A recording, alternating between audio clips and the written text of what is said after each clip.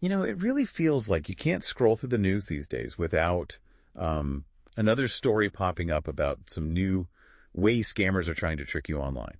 Staying ahead of these threats feels like a constant uphill battle, and honestly, who hasn't felt completely overwhelmed by it all? Absolutely. The digital landscape is constantly being reshaped by these threats, and the people behind them are, well, they're becoming incredibly resourceful. That's why it's so important for everyone to understand what's happening right now, the tactics they're using, so you can actually protect yourself, and your business effectively. And that's exactly what we're digging into today.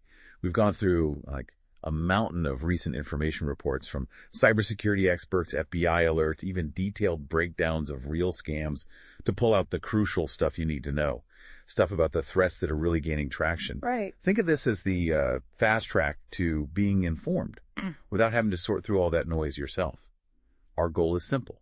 Give you the key knowledge and practical steps so you feel prepared and in control, not buried under data. Makes sense. So with all this activity out there, where should we even start to make sense of it? Well, a logical starting point is something we're all familiar with: phishing emails. Now, you might think, emails, that's old news. Yeah, I was thinking that. But this classic threat has undergone a significant transformation, largely thanks to the rise of generative AI. Okay, let's unpack that. Phishing emails are still the biggest problem. With all the talk about more advanced attacks, I'd have guessed something else had taken over. But you're saying AI's made them a whole new level of dangerous. Precisely.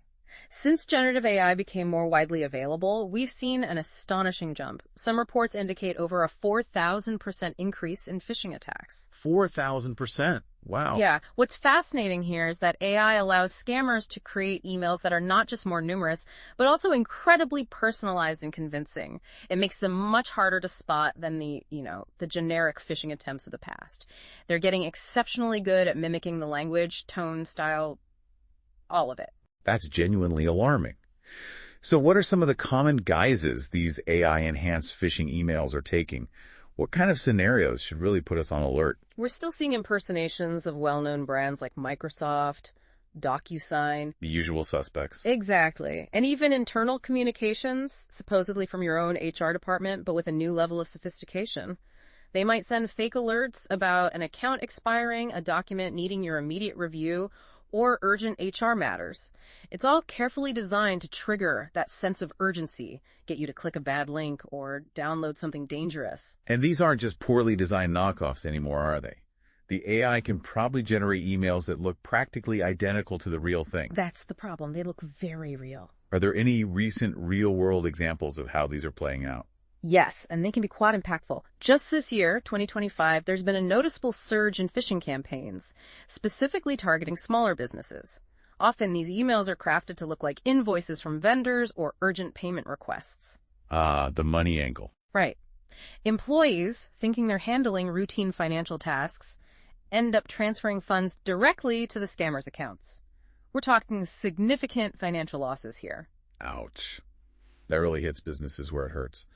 So beyond the professional look and feel, what are some concrete red flags? Things that should make us pause and think twice. There are still indicators, thankfully, if you know what to look for. Be very suspicious of email addresses that seem slightly off, maybe a minor misspelling or an unusual domain name. Okay.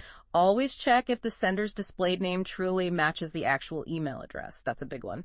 Mm-hmm. If you receive an unexpected email out of the blue with an urgent request, that should raise immediate suspicion. And pay close attention to any unexpected attachments or links, especially if the email uses vague or overly forceful language. Legitimate organizations rarely pressure you like that. Right. And finally, any email asking for sensitive information like passwords or financial details, treat it with extreme caution. Always. Okay, that's clear. So what's the best strategy when one of these questionable emails lands in our inbox? Practical steps. The most important thing is to verify. If you get an unexpected request, particularly one involving money or sensitive data, don't just hit reply. Don't engage directly. Exactly. Instead, reach out to the supposed sender through a method you know and trust, like a phone number you've used before, or an email address you're certain is legit. Use a separate channel. Yes. And before clicking any links, hover your mouse over them. See the actual web address. If it looks weird or doesn't match the sender, avoid it, and just never open unsolicited attachments from unknown sources. Simple as that. That's really solid, actionable advice. Now, we've seen how AI is enhancing email scams, but AI's capabilities extend beyond just text. We're increasingly hearing about deep fakes and voice cloning being used in scams. It sounds like something out of a sci-fi movie. It really does have that futuristic feel, but unfortunately, it's a very real and rapidly evolving threat. AI-powered voice cloning, video deepfakes, they're making it incredibly difficult to tell what's real and what's fake. That's the scary part. Yeah. Scammers can now convincingly impersonate business leaders, family members, even government officials. What's fascinating here, and deeply concerning, is how this erodes our basic trust in what we hear and see. That is profoundly unsettling. Yeah. Can you give us some specific examples? Where have these deepfakes and voice clones actually been used? Certainly. There was a big case in 2024, a finance worker in Hong Kong, tragically deceived into transferring over $25 million. $25 billion. How? After participating in a video conference with what turned out to be deepfake representations of senior executives, a whole video call, all fake. Unbelievable, the sophistication. Exactly. And separately, in 2025, the FBI issued a public warning about fraudsters using deepfake voices of U.S. officials, trying to gain access to sensitive accounts, financial info, and, on a more personal level, we're seeing scams where AI clones the voices of loved ones. They call family members claiming to be in some dire emergency, urgently needing money. Oh, that's horrible. It really is. This last one plays directly on our emotional vulnerabilities, our instinct to help family. It really does. So what are some of the telltale signs? How can we spot these AI-generated scams, whether it's a call or a video? With voice calls, be highly suspicious of any call or message that creates a strong sense of urgency or demands secrecy, especially if it involves money or personal details. I see in secrecy. Okay. Listen closely for any unusual speech patterns, maybe awkward pauses, or if the person tries to push you to switch to a different platform, like from phone to WhatsApp or something. Interesting. Why switch platforms? It might be harder to sustain the deep fake on certain platforms, or they want to move you to a less secure channel. And of course, any request for wire transfers, gift cards, cryptocurrency, huge red flag. Regarding video calls, look for inconsistencies. Facial expressions that seem off, unnatural lighting, maybe the audio and video seems slightly out of sync, little glitches. Okay, so if we get one of these deeply unsettling calls, what should our immediate reaction be? First thing, hang up. Just hang up the phone. Don't hesitate. Don't hesitate. Then, independently verify the situation. Call the person or organization back using a number you know is legitimate, not the number they called from. Right. Use your own contact info. Exactly. And for families, it's actually a very good idea to establish a safe word, something only you and your close relatives know. A safe word. Like in spy movies. Kinda, yeah. If someone claiming to be family can't provide the safe word, that's a major red flag. Simple but effective. That's actually brilliant. Also, maybe make your social media profiles private. It limits the amount of voice and image data scammers could scrape to create these deep fakes in the first place. Good point. Limit the source material. Okay, that's really helpful. Now, let's maybe switch gears a bit. Let's talk about something that can completely devastate a business. Ransomware. Ah, yes. Ransomware. We hear about it in the news, but how significant is this threat really, especially for smaller companies? Unfortunately, it's extremely serious and a growing threat, especially for small businesses. In 2024, an astonishing 82% of ransomware attacks targeted companies with fewer than 1,000 employees. 82%. That high. So it's not just the big corporations anymore. Not at all. It's no longer just the major players in the crosshairs. And certain industries are particularly vulnerable. Healthcare, finance, and manufacturing seem to get hit often. Why are smaller businesses such a prime target, though? Is it just easier? Often, yes. Smaller companies might have less robust cybersecurity infrastructure, maybe fewer dedicated IT security staff. Unfortunately, that makes them easier targets. The attackers know this, and they focus their efforts where defenses might be weaker. Makes sense, sadly. So, how do these ransomware attacks typically happen? What are the common ways they, get in? Well, one frequent method involves exploiting weaknesses in remote desktop software, RDP, and VPNs. The tools people use to connect remotely. Right, for remote work. Exactly. This can involve using stolen login details or just hammering the system with password guesses, brute force attacks to get network access. Phishing emails also remain a huge vector for ransomware. Still emails. Still emails. They contain malicious attachments or links. You click it, boom, the ransomware gets installed and starts encrypting all your critical business data. And once the data is locked up, the business is basically held hostage until they pay, right? That's the idea, yeah. They demand a ransom, usually in cryptocurrency, to give you the decryption key. Are there any recent notable examples of ransomware attacks we should be aware of? Absolutely. In 2025, the Codefinger ransomware got attention for targeting AWS S3 buckets. Cloud storage. Right, the digital storage lockers many businesses use, so they were holding cloud data hostage. We've also seen damaging attacks on healthcare providers like Delta County Memorial Hospital, River Region Cardiology, sensitive patient info compromised. Oh, that's bad. Very bad. And looking back to 2024, the attack on Change Healthcare had this massive cascading effect. It disrupted operations for thousands of healthcare organizations, cost billions. I remember that. Huge disruption. These cases really underscore the potential for widespread damage, both financial and operational. They really do. Yeah. So what are some of the early warning signs? If an attack is maybe in progress, what should employees look out for? Be alert for any unusual slowness in your systems. Files suddenly becoming inaccessible. That's a big clue. Performance issues. Right. And if ransom notes start appearing on computer screens, well, that's obviously a critical indicator. Yeah, I missed that one. Hopefully not. Also, be suspicious of unexpected prompts for software updates or password resets that arrive via email. These could be a trick, a prelude to infection. Okay. Prevention is clearly the best approach here. What are the absolute essential steps businesses and maybe even individuals should take? Regular data backups. Absolutely crucial. Backups. Yes. And make sure they're secure, ideally stored offline or segmented from the main network. If your data is backed up properly, you can recover without paying the ransom. That's the lifeline. It is.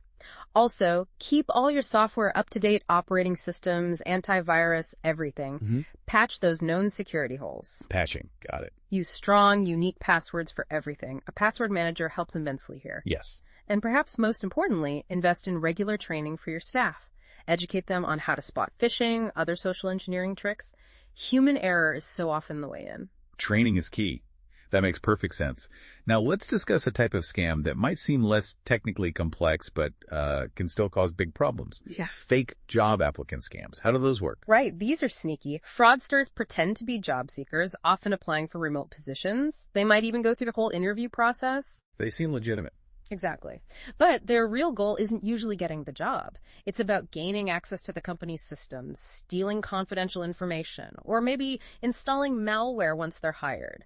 An inside threat from day one. That's a cunning, malicious way to try and infiltrate a company. Yeah. What are some red flags? How can you spot if an applicant isn't who they claim to be? Be cautious if applicants are reluctant to provide verifiable references, or if they insist on using their own personal devices or software for work, not company-provided stuff. Wanting to use their own gear. Yeah, that can be a sign. Also, look for inconsistencies in their resumes or how they answer questions in interviews. Sometimes their claimed skills might not quite add up when you talk to them. Okay. So what measures can companies take to reduce the risk here? Thorough background checks are essential, and actually verifying all references, not just collecting names. Due diligence. Absolutely. For remote positions especially, having strict onboarding procedures is key. That means providing company-owned, managed devices and software. It helps prevent these kinds of insider threats right from the start. Right. Control the environment. Makes sense, especially with remote work being so common. Now let's move on to business email compromise, BEC, and invoice fraud. This sounds like it directly targets a company's money. Exactly. This is directly aimed at the bottom line. In BEC and invoice fraud, scammers impersonate vendors, executives, or other trusted people. Impersonation again. Yes. They might request fraudulent wire transfers, maybe sudden changes to bank account details for payments, or even ask for sensitive company data. These emails often create that sense of urgency again, pressuring the recipient to act fast without thinking too hard. Urgency seems to be a common theme in a lot of these scams. It really is. It bypasses critical thinking. So what are the warning signs that a payment request or an email might be part of a BEC scam? Be very suspicious of any unusual payment requests, especially if there are sudden changes to a vendor's bank account info or if the request has an unexpectedly tight deadline. Meet us immediately. Right. Also, be wary if the sender urges you to keep the transaction confidential or tries to bypass your normal internal approval processes. Legitimate requests usually follow established protocols. They don't usually demand secrecy. Okay, so best practices for businesses to guard against these attacks. The most critical step: always verify payment requests, especially any changes to payment details. Use a separate established communication channel. Don't just reply to the email. Never just reply. Pick up the phone. Call the vendor or the executive using a number you know is legitimate from your records. Verify independently. Always. Educating your staff about the red flags of BEC is also crucial, and implementing clear internal controls for all financial transactions, like requiring multiple approvals, is absolutely essential. All of this really emphasizes the need for, well, constant vigilance, doesn't it? It really does. So, as we start to wrap up, what's some general overarching advice? Things everyone, individuals, businesses can follow to build a stronger defense against all these different scams. Okay, several key principles. Firstly, remember, you cannot trust caller ID or the display name in an email. Both can be easily faked. Easily. Don't trust, verify. Exactly. Let calls from unknown numbers go to voicemail. Then independently verify any urgent requests before you take any action. Let it go to voicemail. Good tip. Ensure all your devices and software are kept up to date. Apply those security patches promptly. Keep things updated. Enable two-factor authentication or multi-factor authentication wherever it's available. It adds a huge layer of security to your accounts. Use 2FA, yes. And finally, if you encounter any activity that seems suspicious, report it. Report it to your IT department, the platform involved, or even law enforcement if necessary. Don't just ignore it. Definitely not. Reporting helps everyone. And it sounds like continuous education and training are just fundamental here. Absolutely. Research consistently shows that ongoing training and awareness programs are highly effective. They really reduce the success rates of phishing and other social engineering attacks. Keeping your team and yourself informed and vigilant is one of the best investments you can make in security. This has been an incredibly informative deep dive. Yeah. Seriously useful. It's definitely a strong reminder that staying safe in this digital world is, it's an ongoing commitment, isn't it? It truly is. It never stops. So as we conclude, here's maybe a thought to consider. With AI evolving at such a rapid pace, what new, maybe unexpected scam tactics might we see emerge in the future? And maybe more importantly, what fundamental principles of verification, that second check, that independent confirmation will remain absolutely crucial no matter how sophisticated the threats become? That's the key question, isn't it? It really is. Definitely something worth pondering as you navigate the digital world. Thanks for joining us for this deep dive.